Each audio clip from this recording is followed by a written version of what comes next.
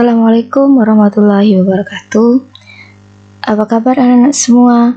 Semoga kalian semua dalam keadaan sehat dan terus semangat belajar dari rumah. Pada kesempatan kali ini kita akan belajar tentang koordinat kartesius.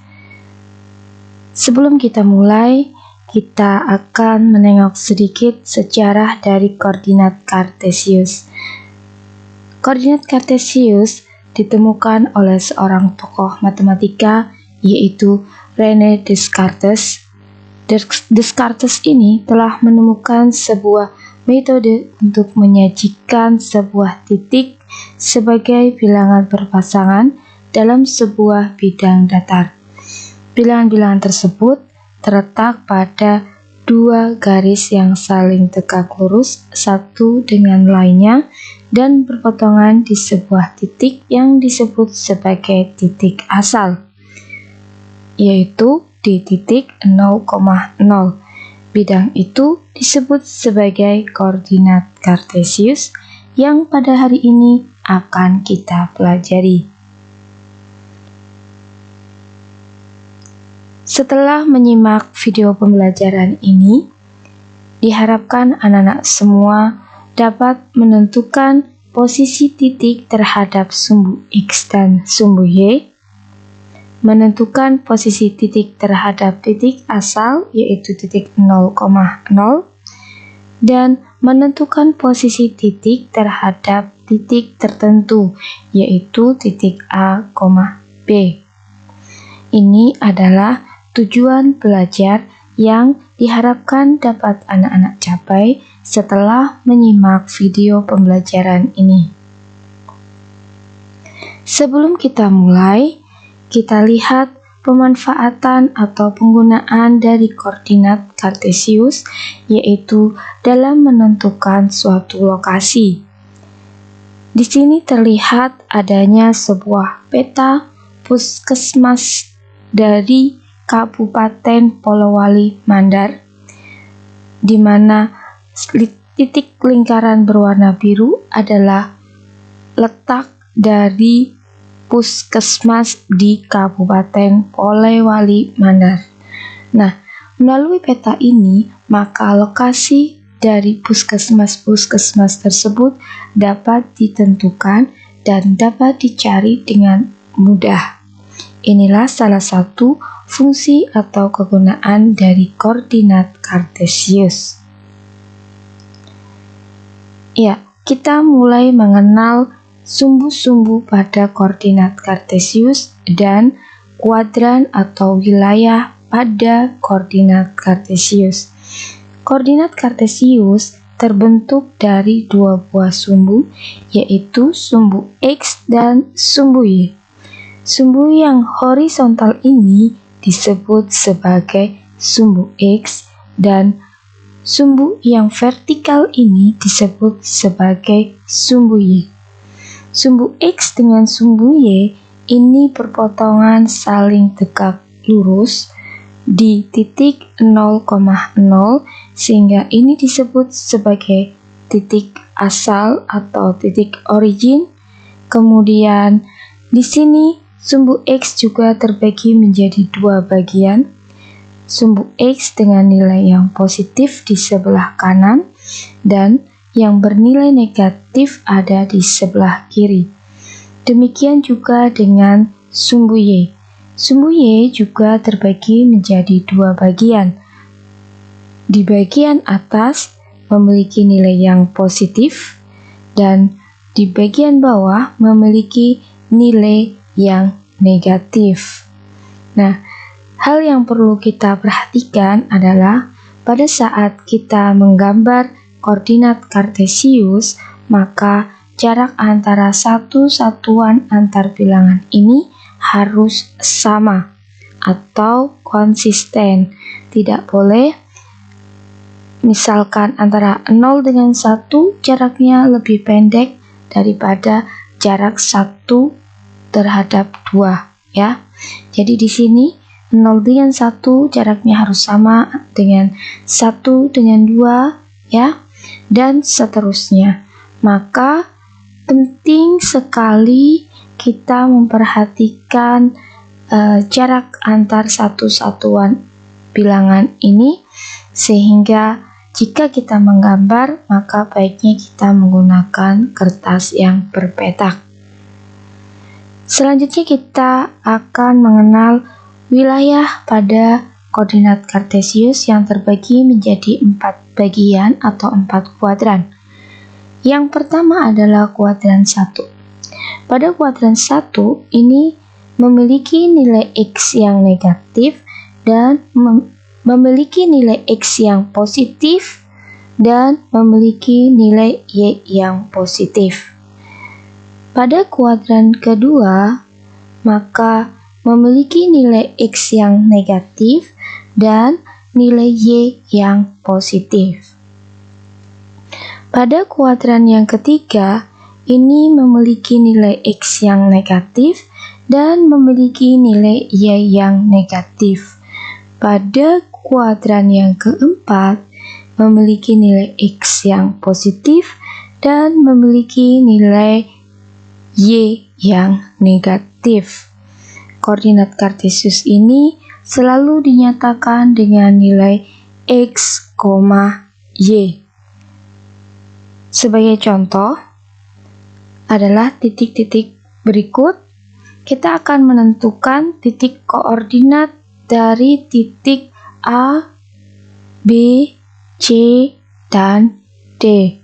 Perhatikan bahwa titik A ini pada saat kita tarik terhadap sumbu X, maka di sini kita peroleh adalah nilai 2. Maka nilai titik A ini memiliki nilai X2 dan nilai Y-nya adalah 4, sehingga titik A ini memiliki koordinat 2,4. Ingat tadi bahwa titik koordinat selalu dinyatakan dengan X, Y, di mana nilai X ini adalah 2 disebut sebagai absis, ya, dan nilai Y yaitu 4 ini disebut sebagai ordinat, dan titik A ini berada di kuadran pertama dengan nilai X positif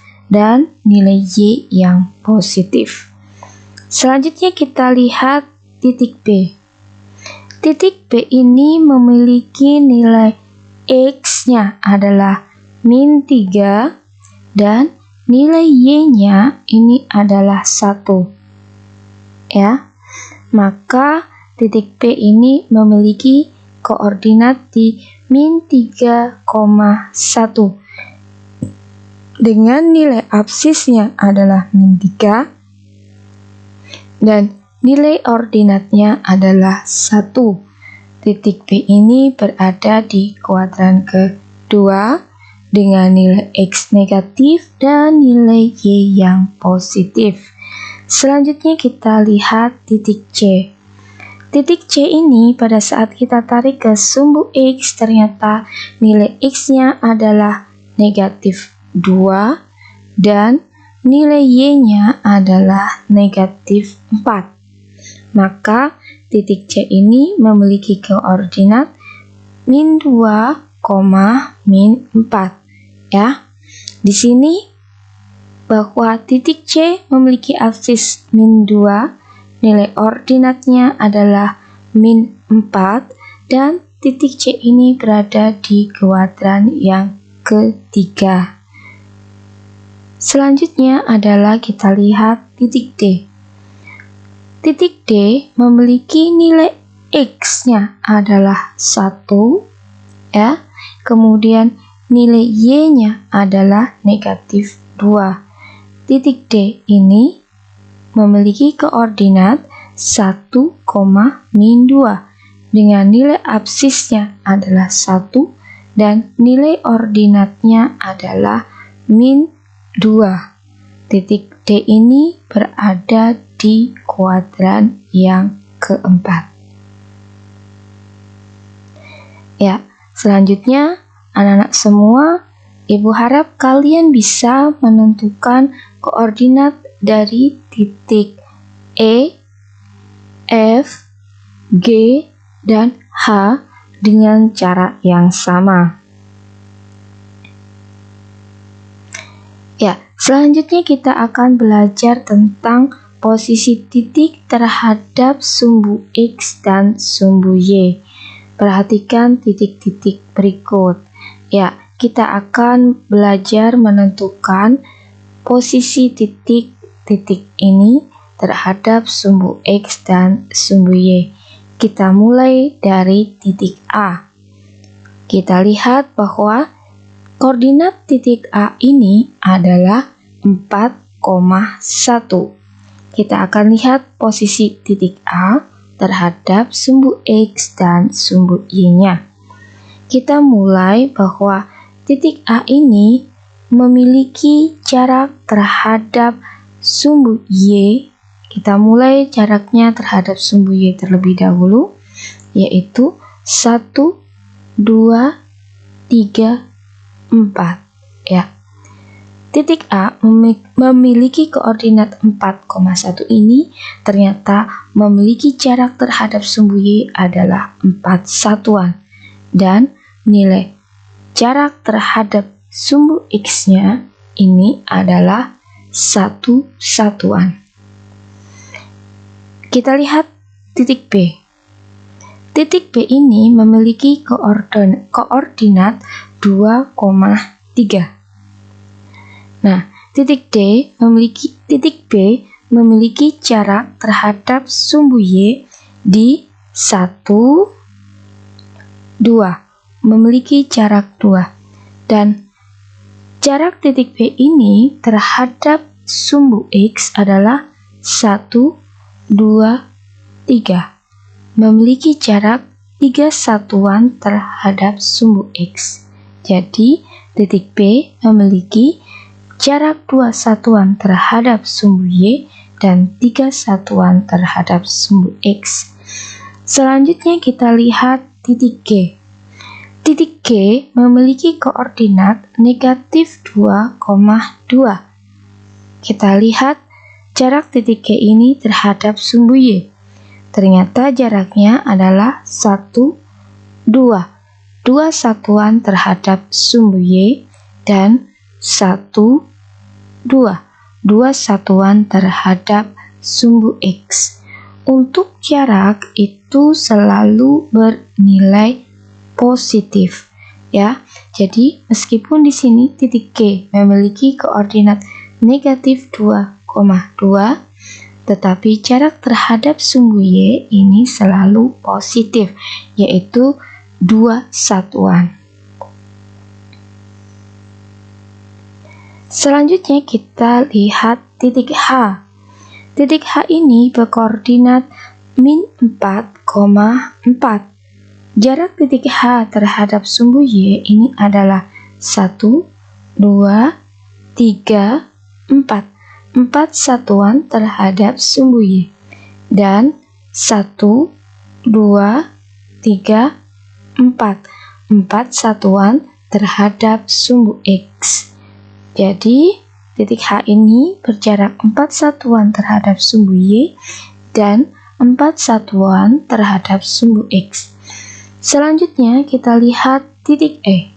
Titik E ini memiliki koordinat min 3, min 2. Jarak titik E ini terhadap sumbu Y adalah, kita lihat di sini, 1, 2, 3. 3 satuan terhadap sumbu Y dan 1, 2. 2 satuan terhadap sumbu X. Maka titik E berjarak 3 satuan terhadap sumbu Y dan 2 satuan terhadap sumbu X. Selanjutnya kita lihat titik F. Titik F ini memiliki koordinat min 5, min 1 dan berada di kuadran yang ketiga. Titik F ini berjarak 1, 2, 3, 4, 5. 5 satuan terhadap sumbu Y dan 1 satu satuan terhadap sumbu X. Selanjutnya kita perhatikan titik C. Titik C ini memiliki koordinat 2, -1, berada di kuadran yang keempat. Titik C ini berjarak 1, 2 satuan terhadap sumbu Y, dan 1 satuan terhadap sumbu X. Kita lihat juga titik D. Titik D ini memiliki koordinat 6, -2. Jarak titik D terhadap sumbu Y adalah 1, 2, 3, 4, 5, 6. Dan jarak titik D ini terhadap sumbu X adalah 1, 2. Jadi, titik D ini berjarak 6 satuan terhadap sumbu Y dan 2 satuan terhadap sumbu X. Dengan demikian, jika kita perhatikan di sini, maka nilai X atau nilai absis ini adalah menyatakan jarak titik tersebut terhadap sumbu Y, ya, dan nilai ordinat atau nilai Y ini adalah menyatakan jarak titik tersebut terhadap sumbu X. Ya, selanjutnya kita akan belajar tentang posisi titik terhadap titik O atau titik origin, yaitu di titik 0,0. Sebagaimana telah kita ketahui tadi bahwa pada koordinat kartesius, dua buah sumbu X dan Y tersebut saling berpotongan di titik O, yaitu di titik 0,0.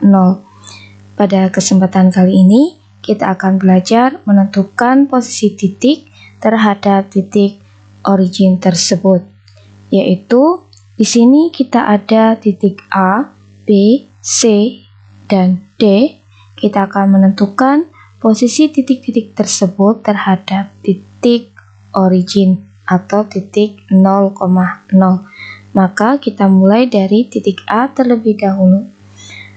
Kita perhatikan titik A. Titik A ini memiliki koordinat 2,3. Maka kita akan lihat posisi titik A ini terhadap titik 0,0 sebagai pusat acuannya. Maka dari titik 0,0 ini, posisi titik A adalah 2 satuan ke kanan dan 3 satuan ke atas. Ya, jadi titik A ini berada di 2 satuan ke kanan dan 3 satuan ke atas. Kemudian dari titik 0,0 kita akan lihat posisi titik B.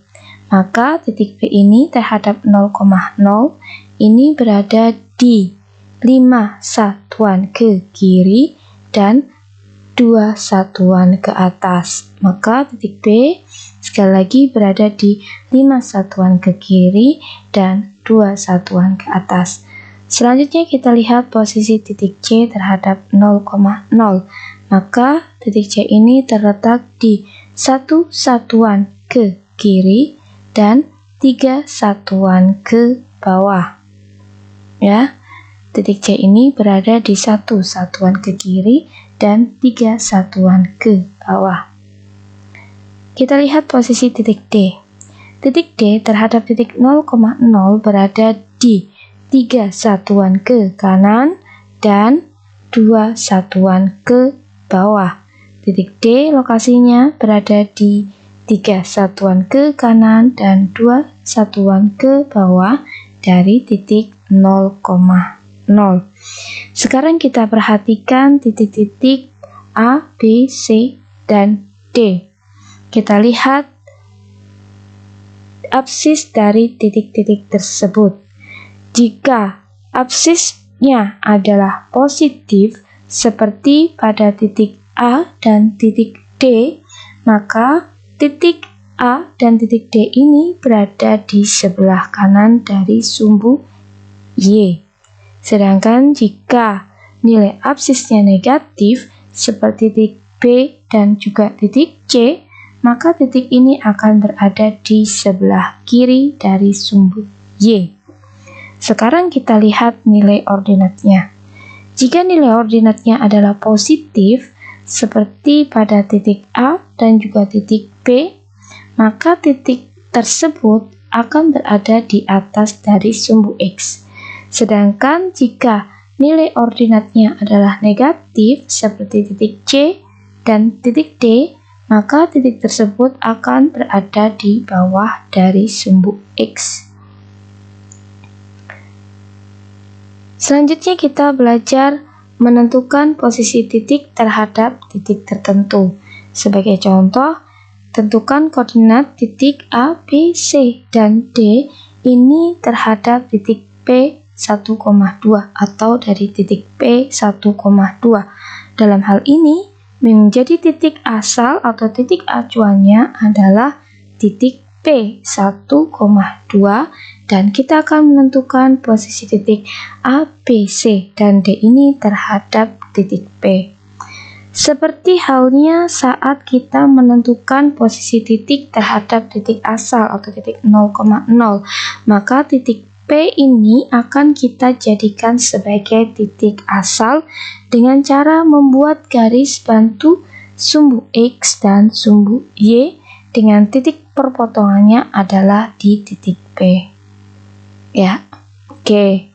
Sehingga sekarang kita perhatikan sumbu garis yang berwarna merah ini berpotongan di titik P sebagai pusat acuan untuk menentukan posisi titik A, B, C, dan D. Kita mulai dari titik A. Titik A ini terhadap titik P, maka posisinya berada di satu satuan ke kanan dan satu satuan ke atas, sehingga dari titik A ini berada di satu satuan ke kanan dan satu satuan ke atas terhadap titik P, sehingga titik P ini berkoordinat sekarang menjadi 1,1 jika kita lihat dari titik P.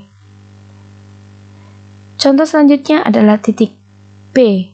Titik B yang awalnya berkoordinat di min 5,2, sekarang kita lihat posisinya terhadap titik P, maka titik P ini berada di 1, 2, 3, 4, 5, 6 satuan ke kiri dan 0 satuan ke atas, karena titik P ini berada di garis bantu sumbu X dengan titik perpotongannya di P dengan sumbu Y-nya, maka dia berada di titik berada di sumbu X bantu.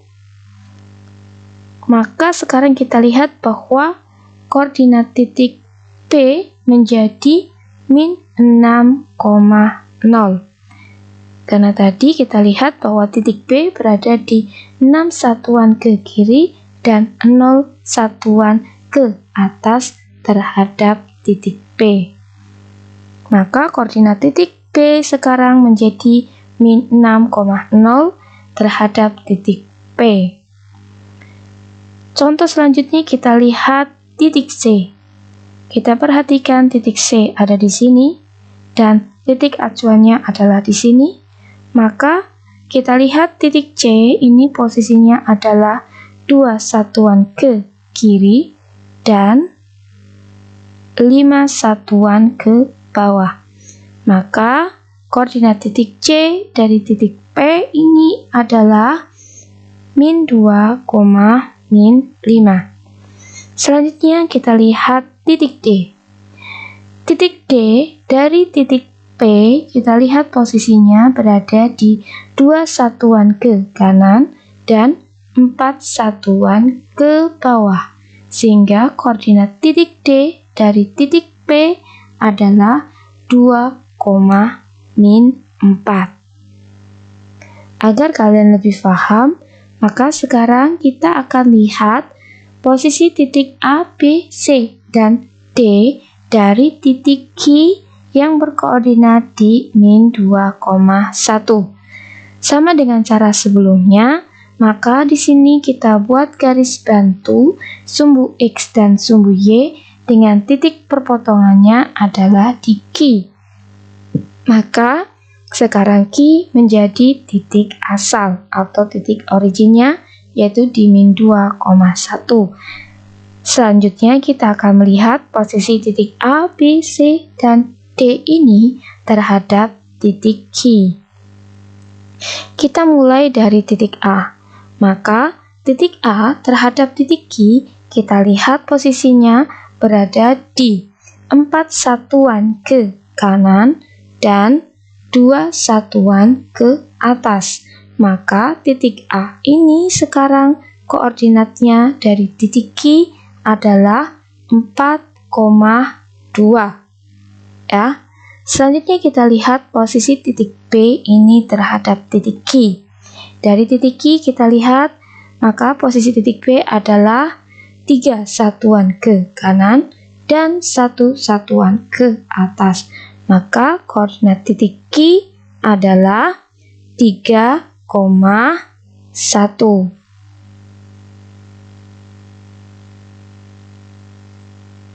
Ya. Di sini titik koordinat Q adalah 3,1. Ya, agar bisa lebih paham lagi, kita akan lihat posisi titik A, B, C, dan D ini terhadap titik Q yang berkoordinat di min 2,1. Kita lihat titik-titik A, B, C, dan D ini terhadap titik Q. Sama seperti sebelumnya, maka di sini kita akan buat garis bantu sumbu X dan sumbu Y yang berpotongan di titik Q. Maka selanjutnya kita akan lihat posisi titik A terhadap titik Q. Maka titik A ini berada di 4 satuan ke kanan dari titik Q dan 2 satuan ke atas. Maka koordinat titik A yang tadinya berkoordinat di 2,3 terhadap titik Q, koordinatnya sekarang menjadi 4,2. Selanjutnya, posisi titik B terhadap titik Q. B terhadap titik Q. Maka dari titik Q ini, posisi B adalah 3 satuan ke kiri dan 1 satuan ke atas. Maka koordinat dari titik B terhadap titik Q adalah min 3,1. Selanjutnya kita perhatikan titik C. Ya, titik C yang tadinya berkoordinat di min 1, min 3, sekarang kita akan lihat posisinya terhadap titik Q. Maka terhadap titik Q, posisi C adalah 1 satuan ke kanan dan 4 satuan ke bawah, sehingga koordinat dari titik C ini adalah 1,-4. Dan sekarang kita akan melihat posisi dari titik D terhadap titik Q. Titik D ini berada di 5 satuan ke kanan dan 3 satuan ke bawah, sehingga koordinat dari titik D ini adalah terhadap titik Q menjadi 5,-3. Baik anak-anak, sekian yang kita pelajari pada kesempatan kali ini. Semoga anak-anak semua dapat memahami dengan baik.